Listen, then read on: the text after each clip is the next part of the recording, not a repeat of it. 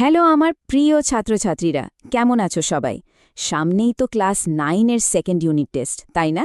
আর বাংলার জন্য বঙ্কিমচন্দ্র চট্টোপাধ্যায়ের রাধারানী গল্পটা যে কতটা ইম্পর্ট্যান্ট তা তো তোমরা জানোই।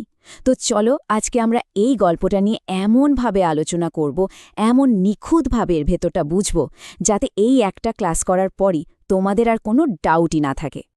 শুধু গল্পটা বুঝলেই তো হবে না, পরীক্ষাতেও তো ফুল মার্কস পেতে হবে। তাই এই আলোচনার শেষে তোমাদের জন্য থাকছে একটা স্পেশাল সেগমেন্ট, পরীক্ষার জন্য একেবারে 100% কমন প্রশ্ন উত্তর।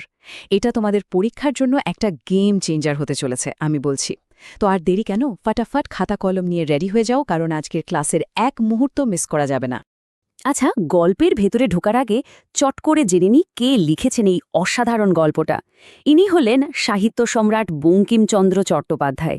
তোমরা কি জানো, ওনাকে কিন্তু বাংলা সাহিত্যের প্রথম সাকসেসফুল উপন্যাসিক বলা হয়। আর আমরা যে গল্পটা পড়ছি, মানে রাধারানী, সেটা আসলে ওনারই লেখা একটা পুরো উপন্যাসের একদম প্রথম পার্ট। উপন্যাসটাও একই নামের, আর এটা পাবলিশ হয়েছিল 1886 সালে। ওকে, তাহলে এবার আমরা সরাসরি গল্পের মূল বিষয়বস্তুতে চলে আসি। দেখো, পুরো গল্পটাকে না আমরা যদি সহজ করে বোঝার জন্য মোট 3টে স্টেপে ভাগ করে নিই, তাহলে দেখবে ব্যাপারটা এক্কেবারে জলের মতো পরিষ্কার হয়ে যাবে।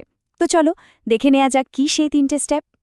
গল্পের একদম শুরুতেই, মানে আমাদের প্রথম স্টেপে, আমরা মান্নাচ্ছি রাধারানীকে, আর দেখছি তার সাংঘাতিক দারিদ্র্য আর অসহায় অবস্থা। রাধারানী, যার বয়স মাত্র 11-12 বছর, তার বাবা নেই। ভাবো একবার, একসময় ওদের প্রচুর টাকা পয়সা সম্পত্তি সবই ছিল, কিন্তু এক আত্মীয়র সাথে একটা মামলায় হেরে গিয়ে ওরা এখন একেবারে নিঃস্ব। অবস্থা এতটাই খারাপ যে ঘরে তার মা অসুস্থ হয়ে পড়ে আছেন, কিন্তু তার জন্য সামান্য পথ্য, মানে ওষুধ কেনার মতো টাকাও তাদের কাছে নেই।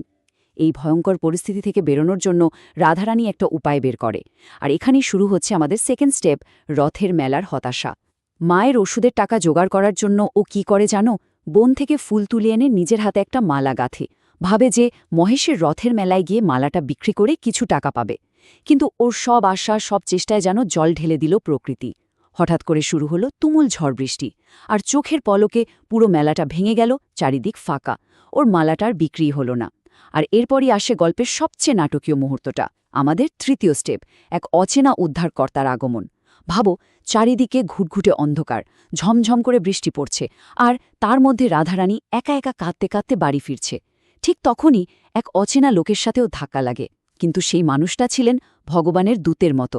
তিনি শুধু ওর সব কথা শুনলেন তাই নয়, ওর সেই মালাটা কিনে নিলেন, ওকে সাবধানে বাড়ি পর্যন্ত পৌঁছে দিলেন। শুধু তাই নয়, বাড়িতে আলো জ্বালানোর ব্যবস্থা করে ওর মায়ের জন্য একটা শাড়ি আর কিছু টাকাও রেখে গেলেন। আর যাওয়ার আগে একটা কাগজে নিজের নাম লিখে রেখে গিয়েছিলেন, রুক্মিণী কুমার। তো গল্পটা তো আমরা খুব ভালো করে বুঝে গেলাম, তাই না? কিন্তু আসল চ্যালেঞ্জ তো পরীক্ষার খাতায় ঠিকঠাক উত্তর লেখা। তাই এবার শুরু হচ্ছে আমাদের সবচেয়ে সবচেয়ে গুরুত্বপূর্ণ সেকশন, পরীক্ষার ব্রহ্মাস্ত্র। এখানে আমরা এমন কিছু প্রশ্ন আর তার উত্তর নিয়ে আলোচনা করব, যেগুলো পরীক্ষায় আসার চান্স বলতে পারো প্রায় 100%। সবার আগে চলো দেখে নিই 1 মার্কসের ভেরি শর্ট কোয়েশ্চেনগুলো। একদম ঝটপট উত্তর দেব, রেডি? প্রথম প্রশ্ন, রথের মেলা কোথায় বসেছিল? উত্তর, মহেশে। মনে থাকবে? নেক্সট, রাধারানীর বয়স কত ছিল? উত্তর, 11-12 বছর। থার্ড কোয়েশ্চেন, পথিক মালার দাম হিসেবে কি দিয়েছিলেন? একদম সোজা উত্তর, টাকা। আর লাস্ট, আর খুব ইম্পর্টেন্ট প্রশ্ন, পথিকের ছদ্মনাম কি ছিল? উত্তর, রুক্মিণী কুমার।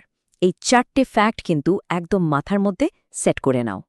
চলো এবার আমরা একটু বড় প্রশ্নের দিকে এগোই, মানে 3 মার্কসের যে ব্যাখ্যামূলক প্রশ্নগুলো আসে সেগুলো দেখব। এই উত্তরগুলো লেখার জন্য কিন্তু গল্পটা ভালো করে বোঝা আর গুছিয়ে লেখা দুটোই খুব দরকার। দেখো, 3 মার্কসের প্রশ্নের জন্য এই লাইনটা ভীষণ ইম্পর্ট্যান্ট, রাধারানী কাঁদিতে কাঁদিতে ফিরিল।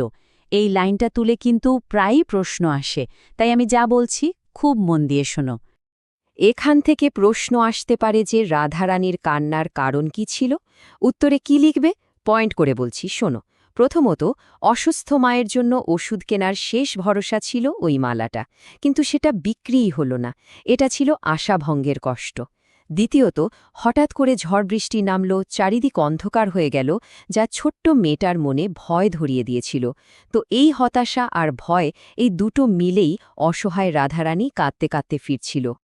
আচ্ছা, এবার চলো আমাদের পরের গুরুত্বপূর্ণ লাইনটা দেখি। লাইনটা হল, তাহার কণ্ঠস্বর শুনিয়া রাধারানীর রোদন বন্ধ হইল। প্রশ্নটা এমন হতে পারে, কার কণ্ঠস্বর শুনে রাধারানীর কান্না থেমে গিয়েছিল আর কেন? উত্তরটা হবে ওই অচেনা পথিক, মানে রুক্মিণী কুমারের গলা শুনে। আর কেন থেমেছিল? কারণ ওই কণ্ঠস্বরে এতটাই স্নেহ, এতটাই মায়া ছিল যে ওই ভয়ঙ্কর অন্ধকার পরিবেশেও রাধারানী ভরসা পেয়েছিল। ওর মনে হয়েছিল এই মানুষটা আমার ক্ষতি করবে না। এই নিরাপত্তার অনুভূতিটা ওর ভয় দূর করে দিয়েছিল, আর তাই ওর কান্নাও থেমে গিয়েছিল। আমাদের 3 মার্কসের লাস্ট ইম্পর্ট্যান্ট লাইনটা হল, দরিদ্রের সন্তান শিহরিয়া উঠিয়া বলিল। প্রশ্নটা হল, কে শিউরে উঠেছিল এবং কেন? উত্তরে লিখবে, এখানে রাধারানী শিউরে উঠেছিল। কিন্তু কেন? কারণটা খুব করুণ। দেখো, ও হয়তো ভেবেছিল ওর ওই বনফুলের মালার জন্য 4 পয়সা পাবে, কিন্তু পথিক যখন ওকে একটা আস্ত টাকা দিলেন, ও সেটা বিশ্বাসই করতে পারেনি। ওটা ওর কাছে এতটাই বড় অঙ্কের টাকা ছিল যে ও এক আধারে অবাক হয়েছিল, আবার ভয়ও পেয়েছিল। এই ঘটনাটা ওর চরম দারিদ্র্য আর সরল মনের পরিচয় দেয়। ওকে, এবার আমরা আসছি সবথেকে বড় চ্যালেঞ্জে, 5 মার্কসের রচনাধর্মী প্রশ্ন। এই উত্তরগুলো কিন্তু একটু বড় করে, সুন্দর করে পয়েন্ট দিয়ে গুছিয়ে লিখতে হবে। দেখো, এই চ্যাপ্টার থেকে মূলত 3 ধরনের বড় প্রশ্ন আসতে পারে। ফার্স্ট, রাধারানীর চরিত্র বিশ্লেষণ করো।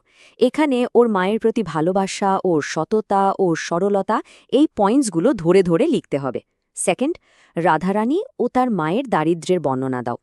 এখানে ওদের মামলায় হেরে যাওয়ার কথা আর অসুস্থ মায়ের জন্য ওর ছটফটানির করুণ ছবিটা তুলে ধরতে হবে। আর থার্ড, অচেনা পথিক কিভাবে রাধারানীকে সাহায্য করেছিলেন। এখানে মালা কেনা থেকে শুরু করে বাড়ি পৌঁছে দেওয়া, টাকা, শাড়ি দেওয়া, সবটা স্টেপ বাই স্টেপ লিখতে হবে। আমি গ্যারেন্টি দিচ্ছি, এই 3টে প্রশ্ন রেডি করে ফেললে বড় প্রশ্ন নিয়ে আর কিচ্ছু ভাবতে হবে না। জানো, আমরা যে এত খেটে এই ক্লাসগুলো তৈরি করি, তার একটাই কারণ, আমরা চাই তোমরা পরীক্ষায় খুব ভালো রেজাল্ট করো। তোমাদের এক একটা ভালো রেজাল্টই কিন্তু আমাদের কাছে সবচেয়ে বড় পুরস্কার, সবচেয়ে বড় মোটিভেশন। তো আজকের পুরো ক্লাসটা তোমাদের কেমন লাগলো আমাকে কিন্তু কমেন্ট করে জানাতে ভুলো না। আর একটা কথা, তোমাদের কি মনে হয় আজকের দিনে আমাদের সমাজে রুক্মিণী কুমারের মতো নিঃস্বার্থ ভালো মানুষের প্রয়োজন কতটা? তোমাদের কি মত সেটাও জানিও। আমি কিন্তু তোমাদের প্রত্যেকের কমেন্ট পড়ি। যদি আজকের এই আলোচনাটা তোমাদের একটুও সাহায্য করে থাকে, তাহলে প্লিজ একটা লাইক করে দিও। এটা আমাদের আরও ভালো কাজ করতে ইন্সপায়ার করে। আর হ্যাঁ, অবশ্যই তোমার বন্ধুদের সাথে শেয়ার করে নিও, যাতে ওরাও প্রস্তুতি নিতে পারে। আর যারা চ্যানেলের নতুন, তারা এমন আরও দারুণ সব ক্লাসের জন্য এক্ষুনি সাবস্ক্রাইব করে বেল আইকনটা প্রেস করে রাখো। তাহলে আজকের মতো এখানেই শেষ করছি। খুব তাড়াতাড়ি দেখা হবে নতুন কোনো টপিক নিয়ে। ততক্ষণ পর্যন্ত সবাই খুব ভালো থেকো, সুস্থ থেকো আর মন দিয়ে পড়াশোনাটা চালিয়ে যাও। মনে রেখো, সাফল্য আসবেই। যাওয়ার আগে তোমাদের জন্য একটা দারুণ খবর আছে। 2026-27 শিক্ষাবর্ষের জন্য ক্লাস 5 থেকে 10 পর্যন্ত সব সাবজেক্টের প্রত্যেকটা ইউনিট টেস্টের জন্য চ্যাপ্টার ওয়াইজ 100% কমন সাজেশন আর নোটসের ফ্রি পিডিএফ যদি পেতে চাও, তাহলে আর দেরি না করে আমাদের অফিসিয়াল হোয়াটসঅ্যাপ চ্যানেলে জয়েন করে নাও। লিঙ্কটা নিচেই ডেসক্রিপশন বক্সে দেওয়া আছে।